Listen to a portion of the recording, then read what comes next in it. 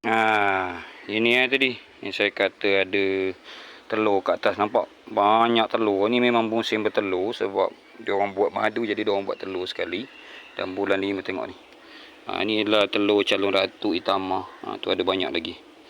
Ada lebih kurang 6 ataupun 7 telur calon ratu. Saya tak buka habis lagi. Kat belakang ni rasa ada madu sikit lagi. Saya rasa nak stop dah sebab dia tu madu tu dah terkoyak dah.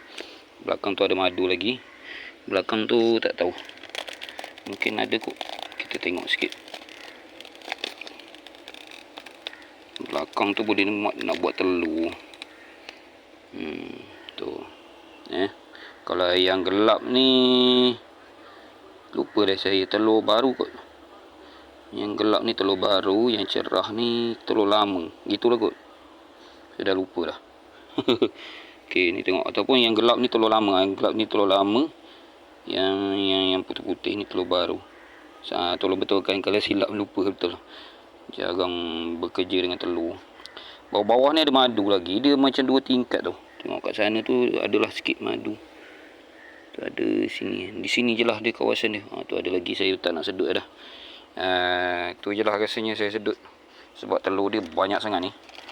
Takut mengganggu dia orang punya survival koloni. Memanglah musim bunga, tapi untuk dia hasilkan madu yang matang tu, dia ambil masa hingga 40 hari.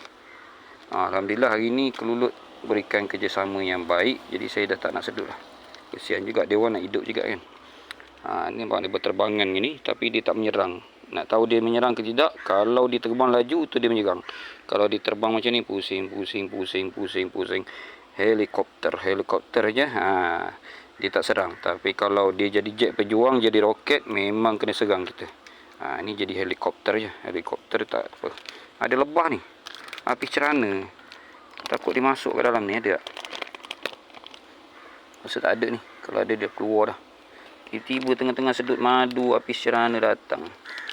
Okey, macam biasa lah. Saya bila dah habis sedut madu, sebelum sedut madu, kita bagi salam dulu lah. Itu saya punya betul untuk guru saya. Dan bila habis, kita ucapkan terima kasih. Okey, Kelulut, terima kasih. Semoga terus hidup ya, dengan gembira dekat sini. Jangan pindah tempat lain. Saya dah ada 2-3 koloni yang dah pindah tempat lain.